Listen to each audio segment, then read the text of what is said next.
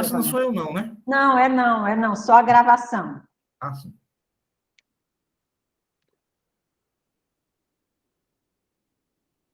Bom dia, senhores conselheiros, senhora conselheira, Silvana, doutor Biratã. Damos boas-vindas aqui ao doutor Tiago e doutor João Felipe, representantes da parte, né, verificada a existência do quórum regimental, nos termos do artigo 52 do Regulamento do Conselho de Recursos Tributários, bem como amparada na Portaria 140/2021, que rege as sessões virtuais de sistema virtual, eu declaro aberta a 10ª sessão ordinária virtual de 29 de março de 2022. E aí eu pergunto a Silvana com relação às atas, as duas atas. Ok? Podemos considerar aprovada com as observações. Disponibilizadas, né? E as alterações já foram efetuadas, presidente. Obrigada, Silvana. Então, considera-se aprovada. Temos alguma resolução hoje? Sim, presidente. Pode anunciar. Conselheiro Henrique enviou 3 processos. Um é um despacho para perícia, processo 6678/2018, Magazine Luiza. E 2 resoluções, processo 6029/2018, plantagem, confecções e comércio de roupas, e 1187/2019, Ambev S.A. Ele enviou ainda um processo da Câmara Superior, doutor Henrique. Eu vou repassar para a Ana Paula, SP Indústria e Distribuidora. Eu vou repassar para a secretária da Câmara Superior. São esses, presidente. Obrigado, Silvana. Obrigada, Silvana. Então, vamos passar para o julgamento dos processos. Vamos iniciar com o processo de número 15999/2018, auto de infração 2018-14296, recorrente loja O Toinho, de Viçosa do Ceará Limitada, recorrido célula de julgamento de primeira instância. Relator, o conselheiro Francisco Alexandre Linhares, e temos a sustentação oral do doutor Tiago e também do doutor João Felipe. Presente também o doutor Biratã, representando o Estado. Com a palavra, o doutor Alexandre.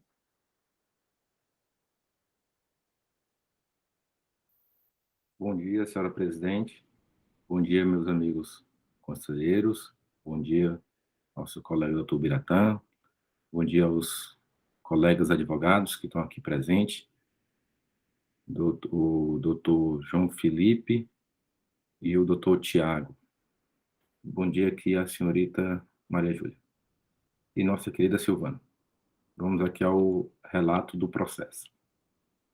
O contribuinte, ele teve lavrado o auto de infração 2018-14-296, em decorrência, segundo o relato da auditoria, da falta de recolhimento do imposto, no todo ou em parte, inclusive o devido por substituição tributária, na forma e nos prazos regulamentares. O contribuinte ele deixou de recolher, referente ao mês de dezembro de 2015, o montante de R$ 70.416, de acordo com a inclusão nas apurações de dezembro de 2014 a dezembro de 2015, de débitos de ICMS não escriturados de reduções Z emitidas de saídas e de créditos indevidos de ICMS de itens sujeitos à substituição tributária. Ainda, de acordo com a fiscalização, à época da autuação, foi considerado infringido os artigos 73 e 74 e aplicou-se a penalidade contida no artigo 123, inciso 1, a linha C, da Lei 12.670/96, alterado pela Lei 3.418 de 2003, aplicando, então, aí o valor da multa equivalente a uma vez o valor do imposto. Da aplicação desse dispositivo, foi lavrada a quantia de R$ 70.416 e uma multa de igual valor. Nas informações complementares, destaca-se o seguinte: a lavratura do auto de infração ocorreu em virtude do atendimento do mandado de ação fiscal e do termo de fiscalização que fixou o período de janeiro de 2014 a dezembro de 2015. Nessa ocasião, a empresa encontrava-se cadastrada no regime normal de recolhimento, obrigada a enviar o SPED a partir de dezembro de 2014. Foram constatadas diferenças de valores de débitos de ICMS não escriturados na FD, em 379 reduções Z, né, de cupons fiscais de saída, com relatórios por produto, do mês de dezembro de 2014 a dezembro de 2015, tendo o valor total de falta de ICMS não destacado nos mesmos e não escriturado nas FDs, no valor total de R$ 341.158,62, constante no CD que foi entregue ao contribuinte. Levantadas essas saídas não escrituradas, foi feito um levantamento dos créditos, onde a auditoria constatou como crédito indevido lançado na escrituração 28 notas fiscais nos meses de dezembro de 2014 a dezembro de 2015, relativa a produtos que não estavam sujeitos à apuração normal de ICMS, e, por conseguinte, não daria direito a crédito de ICMS no valor de R$ 25.240.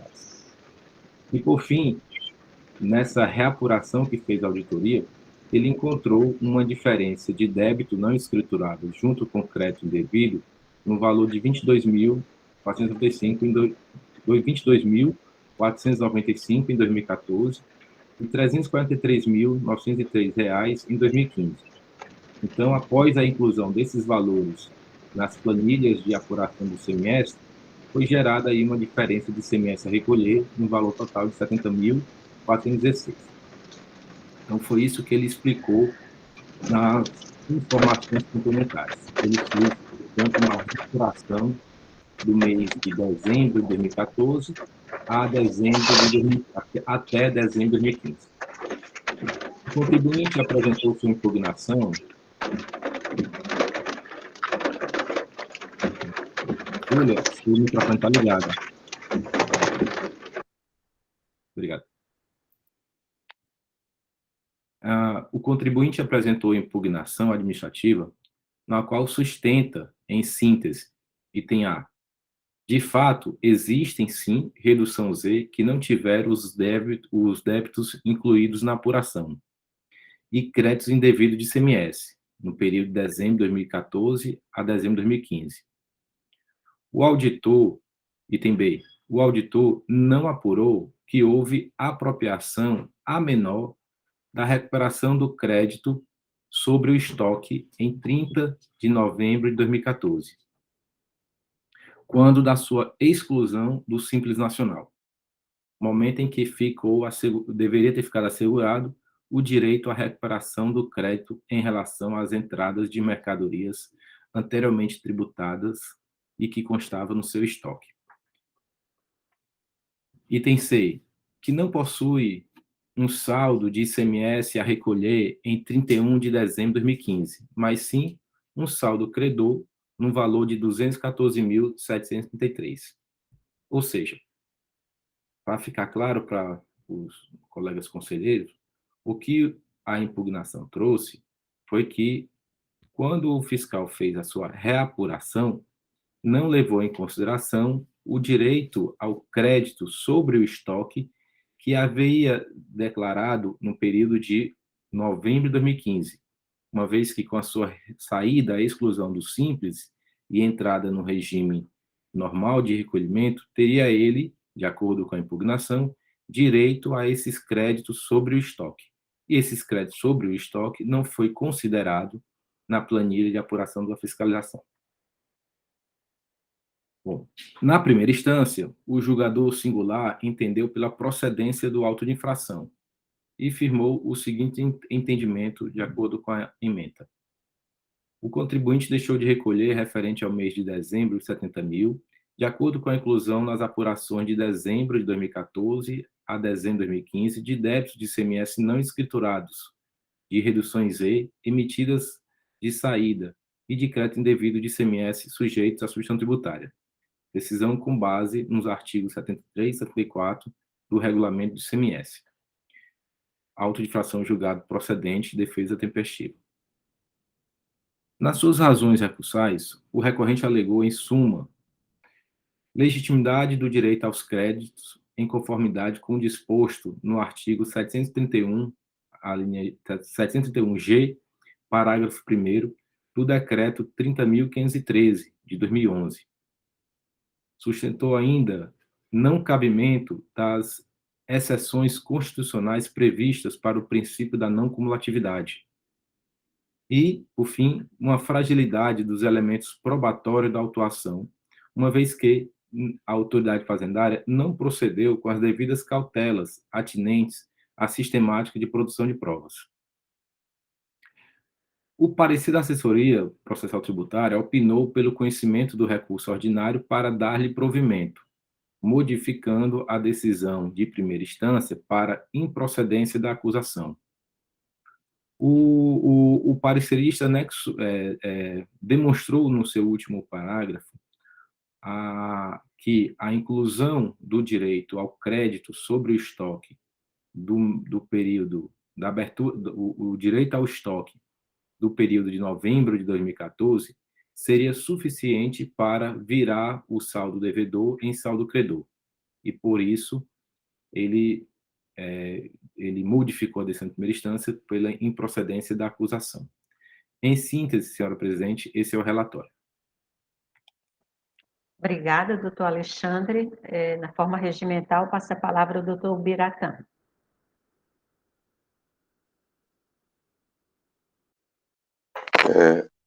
Tá ouvindo? É porque não estou acostumado muito a trabalhar. Pronto. Eu fui abrir a câmera, fechei, foi o... Aliás, eu abri o microfone, fechei o vídeo. O chat do celular, porque de repente pode chamar, né? Aí dá... Mas, enfim, vamos tentar aqui ver como é que a gente consegue levar adiante a sessão de hoje. Primeiramente, meu cumprimento a todos, bom dia.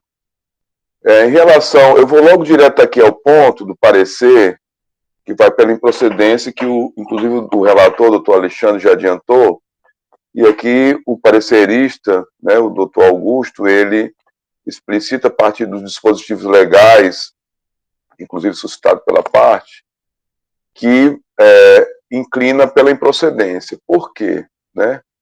Existe um argumento aí em sede de defesa e também de recurso de que a empresa era do Simples até novembro de 2014. E ela passou ao regime normal em dezembro de 2014.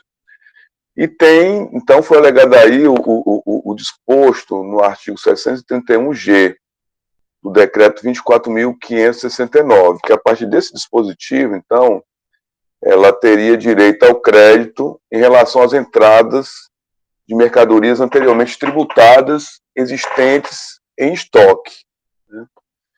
E aí, nesse aspecto aqui, após consulta, o assessor constatou, né, que realmente a empresa foi do Simples até novembro de 2014 e que seria aplicável, então, o disposto nesse dispositivo, no artigo 631G. O que diz o artigo 631? Na hipótese de exclusão ou impedimento do Simples Nacional, fica assegurado o direito de recuperação do crédito em relação às entradas de mercadorias anteriormente tributadas, existentes em estoques, cujas saídas devam ocorrer com débito do imposto, podendo o contribuinte, na possibilidade ou dificuldade de determinação do valor real, apropriar-se do valor resultante da aplicação da alíquota interna sobre o preço de aquisição mais recente dessas mercadorias, ressalvado aquelas sujeitas ao regime de substituição tributária e as isentas ou não tributárias. Tem um segundo aspecto também, e nesse ponto aqui entendeu-se que a autuada não poderia lançar os valores do antecipado com base no parágrafo 4º desse mesmo dispositivo legal, do artigo 631G, Mas no caso, parágrafo 4º diz o seguinte: o ICMS antecipado, vencido e não pago, cujos fatos geradores ocorreram anteriormente à data da exclusão do impedimento do Simples, não poderá ser aproveitado como crédito fiscal pelo contribuinte não optando do Simples Nacional. E aí, nesse ponto aí,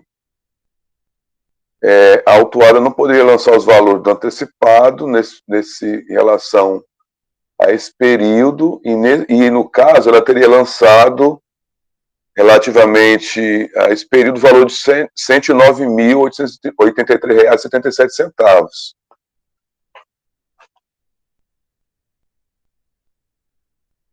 De qualquer forma, fazendo-se aqui a apuração aqui, a questão, retirando-se os créditos do antecipado e lançado o crédito do estoque, né, no valor de 370 mil, ficaria superado o valor lançado pela agente do fisco, que foi de R$ 70.416,85, ou seja, em suma, estaria um saldo credor de R$ 189.738,64.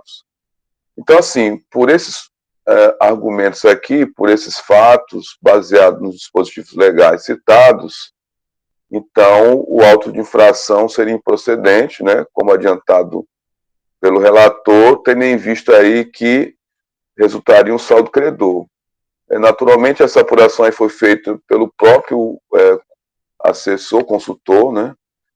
E aí nós não chegamos a apurar, apenas estamos aqui relatando tudo aquilo que ele apurou quando da sua análise. Mas, assim, em tese, esses são os fundamentos para a improcedência, senhora presidente. Obrigado. Obrigada, doutor Biratã. Com a palavra, o Tiago, doutor Tiago. Bom dia a todos. Eu cumprimento os senhores conselheiros, na pessoa da doutora Elineide. Bom dia, Silvana. Agradeço ao relator, doutor Alexandre Linhares, doutor Biratã. Esse era o único auto que eu faria alguma ressalva, mas eu vi que tanto o doutor Alexandre ele concluiu já no sentido que a gente pretende reforçar, doutor Biratã também. Então, apenas para prestigiar os demais conselheiros, eu gostaria aqui de fazer uma síntese do que está sendo discutido. A premissa da autuação e do julgamento de primeira instância é de que a recorrente não fez prova de que a época do período de apuração era optante do Simples Nacional. Portanto, segundo o julgador e o autuante, não há nada que se contraponha ao crédito lançado.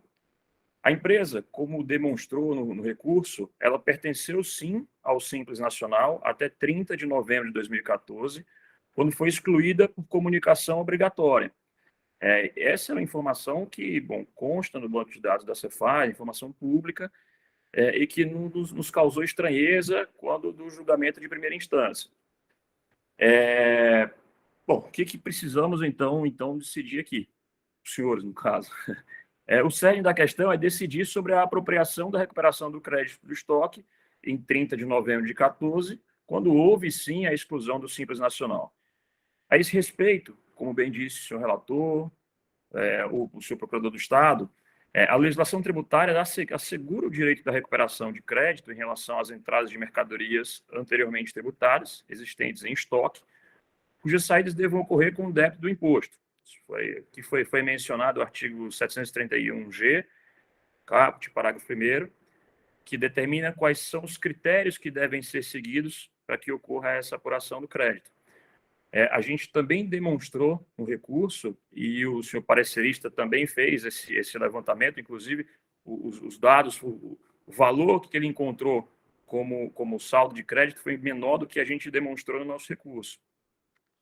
Mas que, de toda forma, ratifica que a empresa possui, sim, um saldo credor de ICMS. Então, não tem... Aqui a gente reforça o pedido pela improcedência, pelas razões que a gente já expôs no recurso e foram tão bem discutidas até então.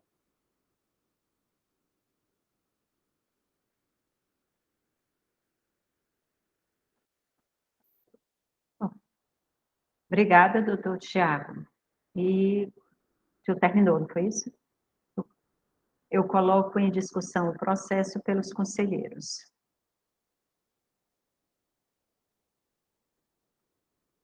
Algum interesse? Nenhum? Sem discussão. Sem discussão?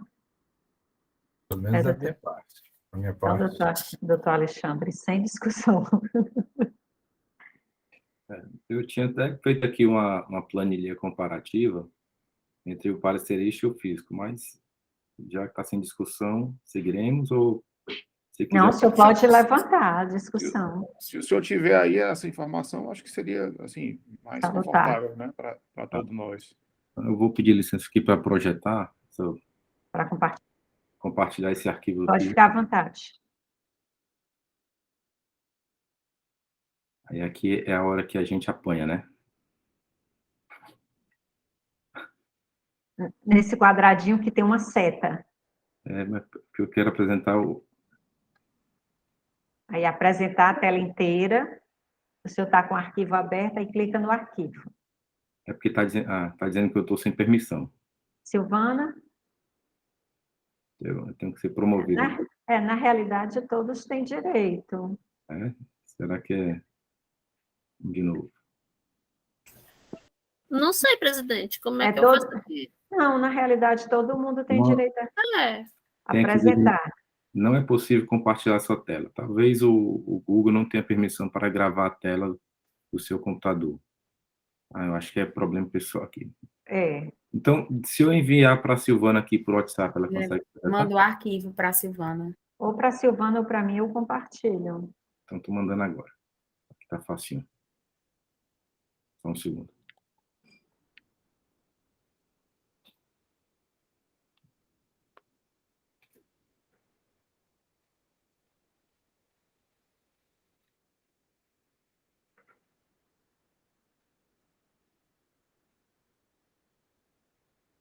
Pronto, presidente.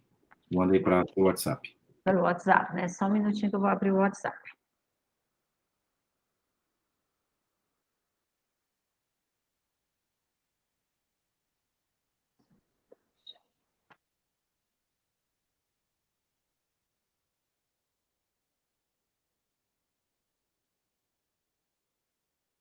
Eu só abrindo. Estou abrindo aqui o WhatsApp.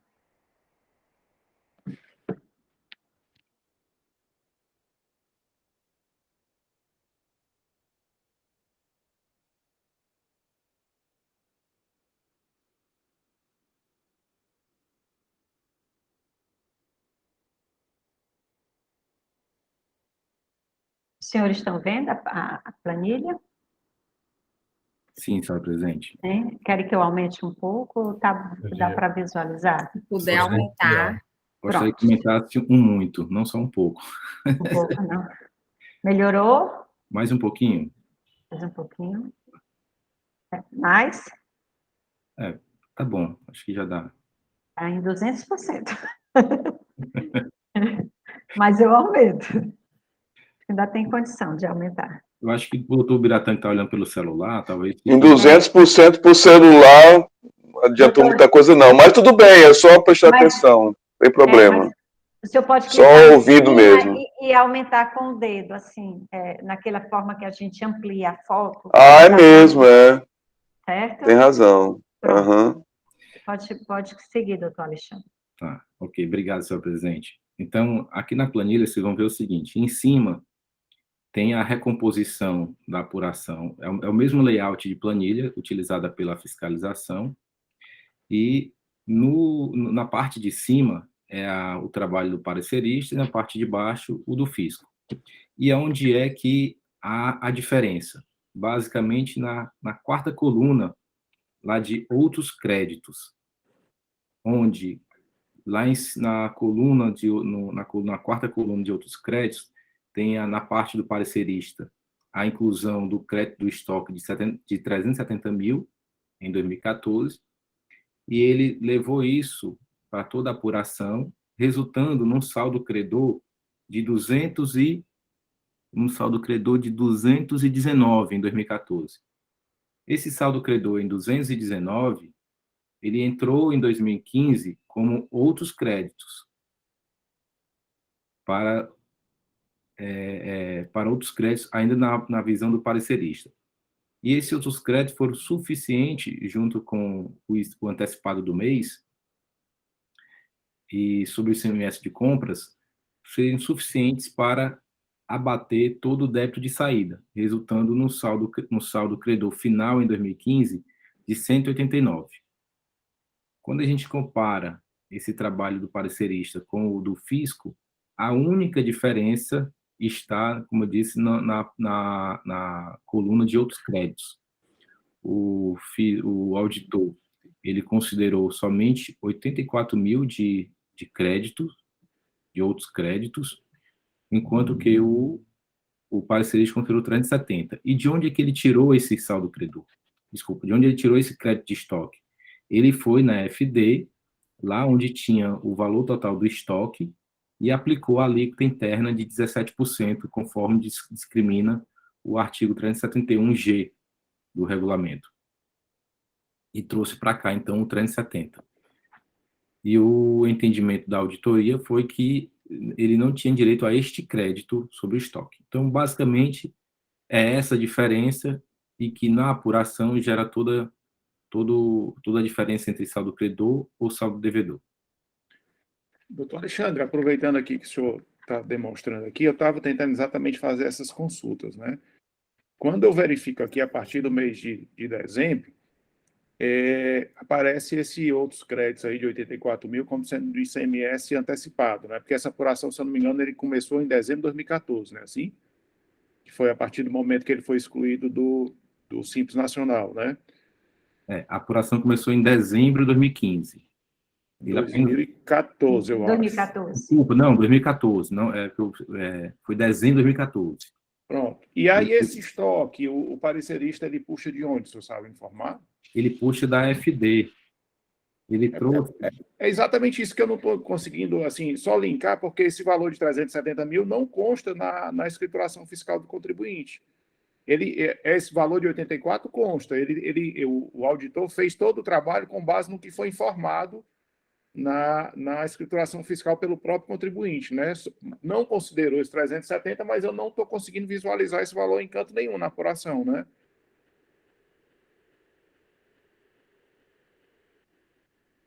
O senhor está sem áudio.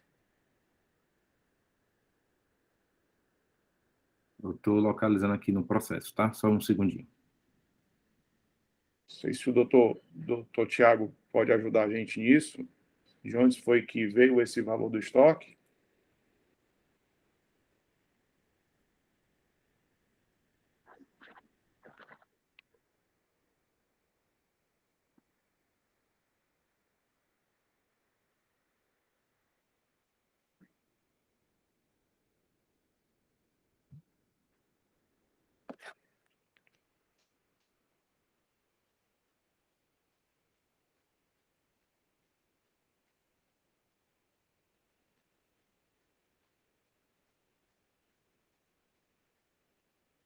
Se o senhor olhar aí, no mês de dezembro, tem crédito antecipado 84.899, que é exatamente o que foi informado, né?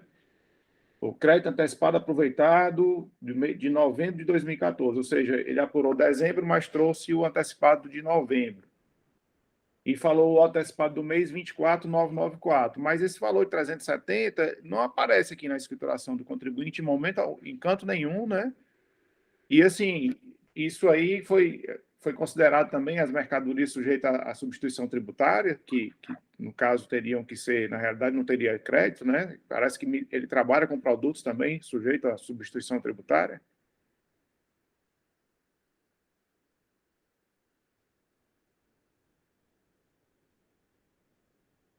Sem áudio, doutor Alexandre. Sem áudio, doutor Alexandre. Mania de baixar o áudio. Eu estou procurando aqui a telinha de onde o parecerista puxou os 370. Só um segundo aqui, ainda que eu estou abrindo os arquivos. Mas não é exatamente a tela que está no SPED. Tem uma parte no processo chamada SPED 2014 e 2015. Não é exatamente nessa tela. É uma tela da própria FD, que tem o valor total do estoque. Ele deve ter pego o estoque de fevereiro de 2015 e considerado todo o estoque aplicado à alíquota interna, não, doutor Henrique? Deixa eu Será que não consultar foi aqui. isso? Eu consigo. Fevereiro. Aqui no recurso, ele coloca a parcela do estoque de mercadorias compreendidas pelas mercadorias tributadas, no valor de 2.176.701. Aí aplicou os 17%, que dá os 370.039. Pronto, exatamente. Onde é que está? Esse aí é o que está no parecer, mas ele Não, cita... aqui está no recurso. No parecer, ele só leva o valor de 370 mil. E no recurso ele está fazendo menção aqui do documento, doutora? Só para eu tentar achar aqui o... Aqui. Olha, fazendo a apuração do valor do ICMS a ser recuperado sobre o estoque, em 30 de novembro de 2014, em conformidade com o decreto, os valores ficam assim, aí ele traz. O estoque total em 30 de novembro, 2.560.000. Parcela do estoque de mercadorias compreendidas pelas tributadas, 2.176. Aí, aplicando os 17%, dá os 370. As folhas 59 do recurso. Aqui o valor informado do estoque do final do ano, total, na FD, é 2.897.000, né, que é um valor diferente, mas ele está considerando aí o estoque de novembro, né, na realidade, que é o estoque que deveria ter sido lançado aqui na escrituração fiscal do próprio contribuinte, né, esse crédito, né. Que o que o auditor fez foi o civil, assim, fez o trabalho com base nas informações apresentadas pela própria empresa. E nesse momento a empresa não trouxe esse inventário, né, não lançou esse crédito, né. Eu olhei aqui, estou olhando o parecer, por isso que quando eu fiz a leitura, eu disse que não tive oportunidade de fazer essa consulta. Então, assim, a consulta teria sido feita pelo parecerista. Mas a gente observa aqui que, quando ele fala em consulta, ele cita a questão do Simples Nacional, né? Realmente ele não diz de onde ele tirou o valor, porque o que ele diz aqui é que em consultas anexas feitas por esse parecerista, tais como declaração de informações socioeconômicas, fiscais, DEFIS e outras consultas, constatamos que realmente a empresa foi do Simples até novembro de 2014. Ou seja, o que ele constatou aqui nessas consultas foi só que a empresa foi do Simples, mas assim, não há citado aqui outras consultas em relação aos valores, né? O que ele fala, eu não sei se simplesmente ele acatou os valores que a empresa apresentou em seu recurso e adotou isso como uma verdade incontestável. Aí eu não sei, era bom saber direitinho aí como é que processou isso aí, né? Posso parar, doutor Alexandre? Pode retirar, doutora. Aqui eu não estou achando aqui nos arquivos, mas eu acho que foi a doutora Carolina encontrou o arquivo, eu não sei se era exatamente a escrituração do Simples, ou Ela foi no recurso. era aquela que fala que tem um estoque de 2 milhões e alguma coisa. Nessa tela que você aplica a liga interna de 17, chega no 370.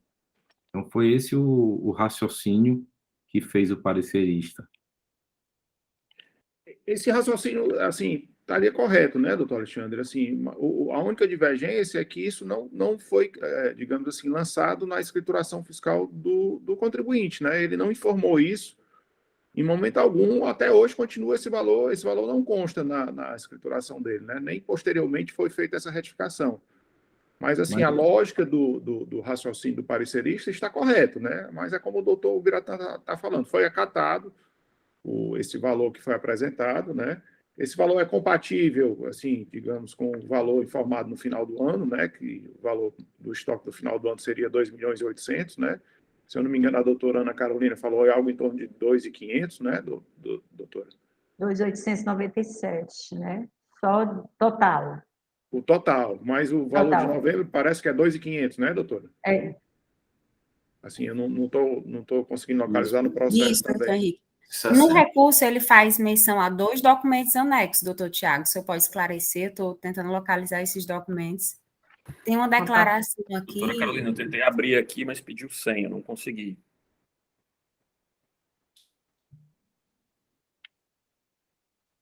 Doutora Carolina não consegue abrir, não? Deixa eu passar Estou aqui, procurando aqui nos termos formais. doutora Lineide. Pois não, doutor Alexandre. Esse arquivo do Simples. Aí, se puder projetar, por gentileza. Pronto, eu posso. Pode passar que eu já baixo e a gente tenta... Pronto. Acabei de circular aqui para todos Pronto. esse arquivo do Simples. Está na segunda câmara, né? Isso.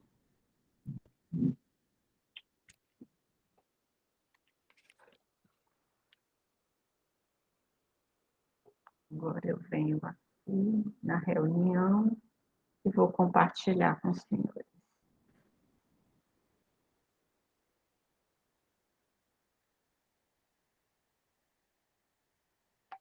Opa.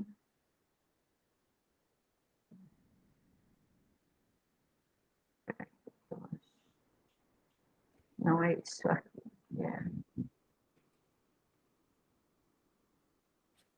Para aqui. Para aqui, só um instante. Deixa eu ver onde é que está o arquivo que eu baixei agora.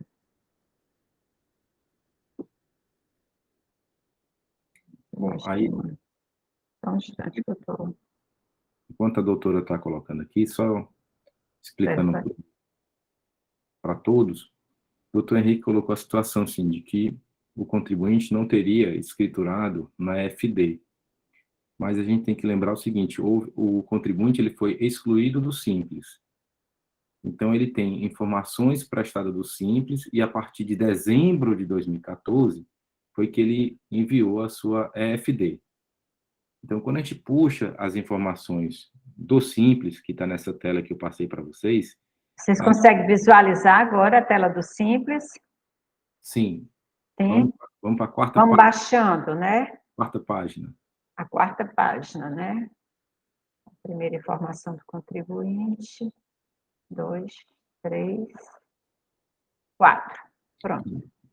Aí, baixando um pouquinho, tem o seguinte. Informações econômicas. Pronto. Estoque final, período abrangido pela declaração, 2.560.000. Foi aqui assim, se eu aplicar 17% nesse valor, eu chego aos 370. Então, eu acredito que foi aqui que o parecerista encontrou os R$370 mil de crédito sobre o estoque. Pelo que eu entendi, doutor Alexandre, na realidade esse valor é um pouco menor, né? Porque parece que ele informou o valor das mercadorias tributadas sobre o regime normal, né? Se eu não me engano, foi 2.100. Se eu fizer a conta inversa, 370 dividido por 0,17, vai dar em torno de 2.170, né? Então, foi esse o valor que foi efetivamente aproveitado como crédito. O que eu questiono, na realidade, é que a empresa deveria ter informado isso na apuração de dezembro, né? Ter trazido esse valor como crédito do estoque lançado lá em outros créditos. O fiscal, na realidade, não teria como aferir isso se a empresa não trouxesse esses valores, né? Quando ele pegou exatamente o que foi informado pela empresa a partir do SPED. Mas o raciocínio está correto, a empresa tem direito, né? E o valor está compatível, eu não vejo problema assim, com relação à tese defendida aí pelo recurso e que o senhor também está defendendo, não.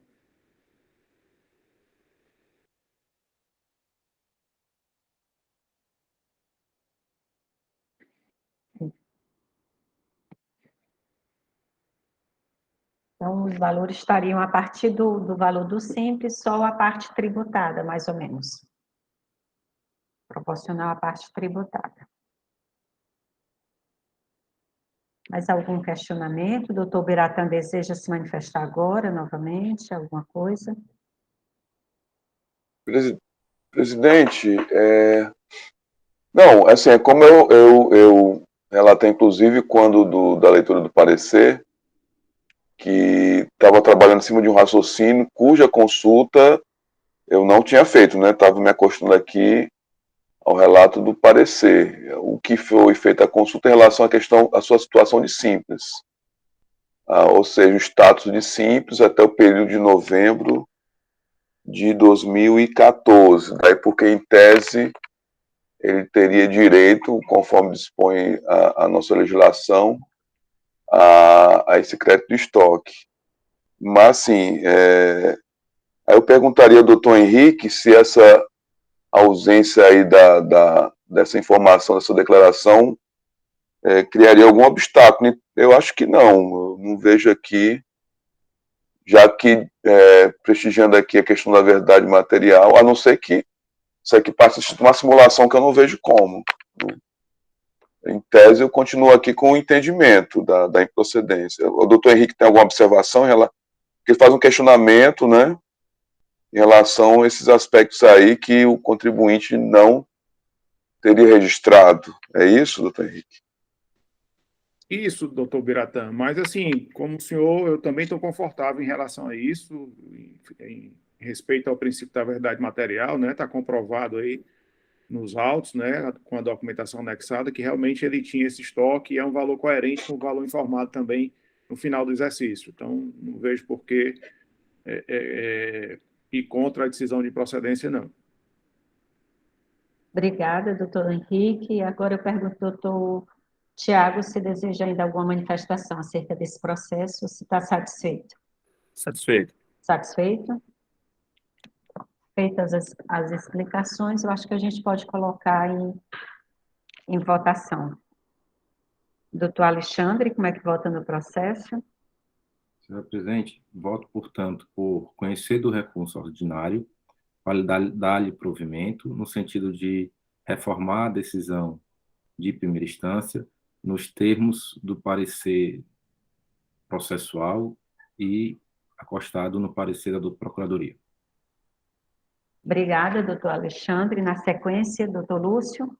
Eu acompanho o relator, senhor presidente. Doutor Robério. O senhor está sem som, doutor Robério.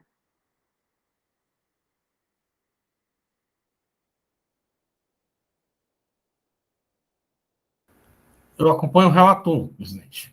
Obrigada. Doutor Marcelo. Com o relator. Doutora Ana Carolina. Com o relator, presidente. Doutor Henrique. Acompanho o relator, senhor presidente. Agradeço e anuncio a decisão do processo. Por unanimidade de votos, a segunda Câmara do Conselho de Recurso Tributário conhece do recurso ordinário, dar-lhe provimento e julga improcedente a acusação fiscal, nos termos do parecer e de acordo com a manifestação oral do representante da douta Procuradoria-Geral do Estado. Essa é a decisão do processo. E aí passamos para o processo de relatoria do doutor Henrique. Processo de número 15998, 2018, auto de infração 2018-14292, recorrente loja O Toinho de Viçosa do Ceará Limitada, recorrido célula de julgamento de primeira instância. Relator, doutor Henrique José Leal Gereissati. Continuamos com a sustentação oral do doutor Tiago Matos e o doutor Biratã também encontra-se presente ainda. Com a palavra, o doutor Henrique. Obrigado, presidente. Primeiramente, gostaria de cumprimentar todos os presentes aqui, senhores e senhoras conselheiros, doutora Silvana, doutora Elineide, né, que eu já falei, os advogados aqui presentes, doutor Tiago, nosso procurador, doutor Biratã. Esse processo é fruto da mesma ação fiscal, né, que já iniciado o relato aqui no dia de hoje, né, referente ao exercício 2014-2015. Essa empresa, ela, durante esse período, ela passou um tempo como empresa de pequeno porte, né, até novembro de 2014, e a partir de dezembro passou a ser uma empresa normal. E esse processo trata da acusação de omissão de informações em arquivos eletrônicos ou nesses informar dados divergentes dos constantes dos documentos fiscais. Segundo o relato do auto de infração, após o confronto das notas fiscais com a DIEF, nos períodos de janeiro a novembro de 2014, e com as FDs nos períodos de dezembro de 2014 a dezembro de 2015, constatou-se que o contribuinte deixou de registrar em sua escrituração notas fiscais eletrônicas a ele destinadas, no montante de R$ 347.162,12, tendo infringido o artigo 285, combinado com o artigo 289 do Decreto 24569, com penalidade prevista no artigo 123.8L da Lei 12.670, alterado pela Lei 16.258 de 2017, culminando em multa no valor de R$ 6.943,24. Vocês estão me ouvindo ou tá cortando? Conseguimos ouvi-lo.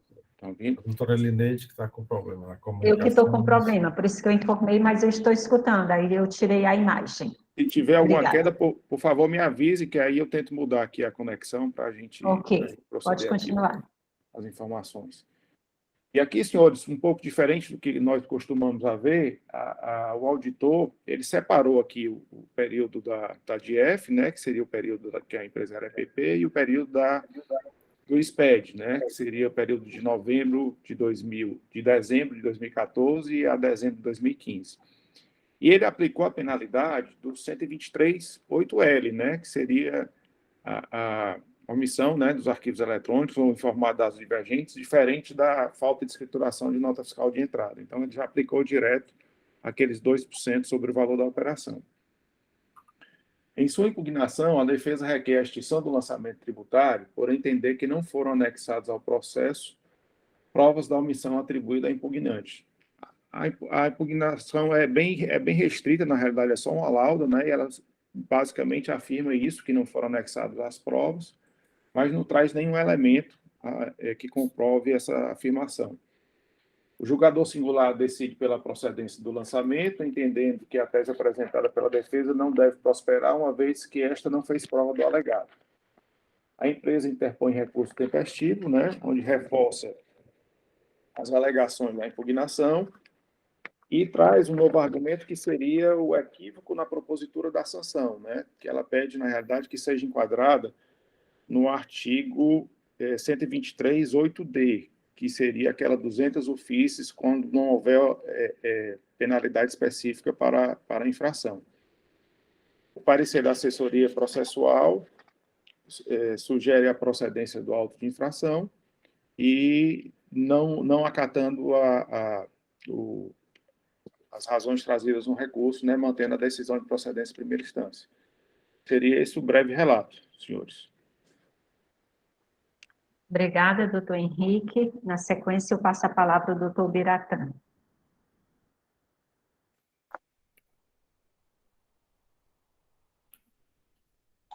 Estão ouvindo? Ok, né? Estamos. Bom, de fato aqui o recurso é bem simples, deu aí para entender bem do relato o objeto aqui do auto, né, que é a fiscalização que autuou por omissão de informações em arquivos eletrônicos ou nesse formato dados divergentes dos constantes nos documentos fiscais. Aí, nesse caso, até da forma como narrado pelo agente fiscal,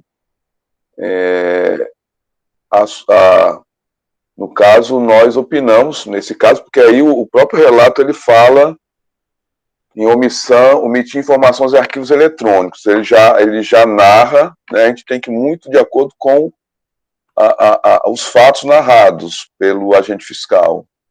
Nesse caso, de qualquer forma, ele já fala, já relata os fatos com omissão. Então, nesse caso aqui, o enquadramento, de fato, seria o artigo 123.8L da Lei 12.670, né? Que é aquela discussão que muitas vezes a gente trava aqui. Nesse caso não teria, porque o próprio relato traz aqui como omissão de informações e arquivos eletrônicos. No parecer, basicamente, é dito que o agente do fisco demonstrou e comprovou que a empresa deixou de informar na FD, omitindo essas informações e arquivos magnéticos, de que a empresa ela não consegue desconstituir os fatos apontados pela auditoria fiscal, Aqui há um pleito de perícia, né?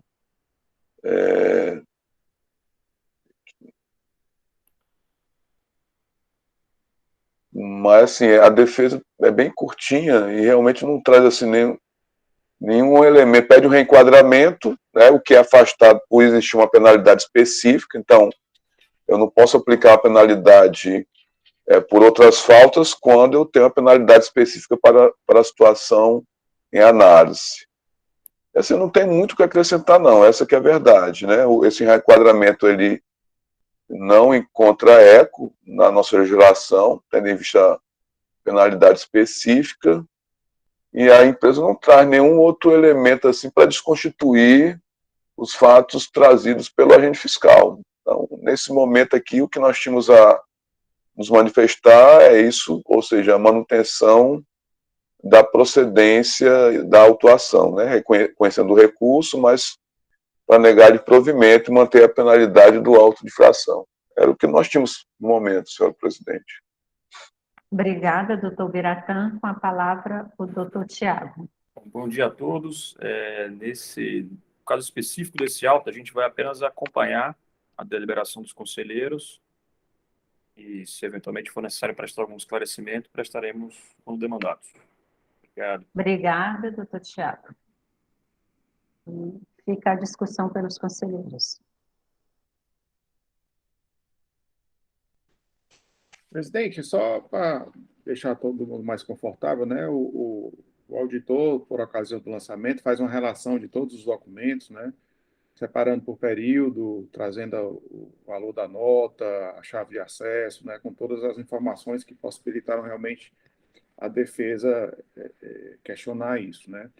Esse pedido de perícia, doutor Biratã, ele assim, ela trata do assunto, né? Eu até vou ler aqui uma parte que ele diz o seguinte: ele afirma que na realidade não ocorreu, né? Que as notas teriam sido escrituradas, e diz que, porém, quem se dispuser a examinar com o devido apuro a teor do aduzido dispositivo verificará que ele não se ajusta ao descrito ilustre. O que acabamos de assinalar resta evidenciado pelo teor das notas fiscais de entrada utilizadas pela recorrente no período em questão, material este que, inclusive, está à disposição deste órgão para que, por meio de uma diligência fiscal, reste confirmada a inexistência da referida divergência, né? Então, ele meio que traz a documentação, assim, na realidade não traz, ele coloca à disposição para se fazer uma perícia, mas não conclui pedindo isso, né, efetivamente, né, assim, mas deixa entender que estaria à disposição para efetuar essa perícia.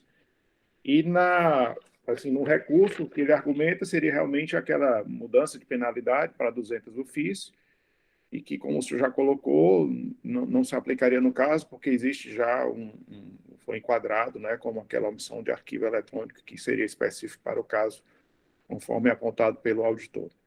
Seriam essas as breves considerações, senhor presidente. Obrigada, doutor Henrique. Pergunto se alguém deseja se manifestar.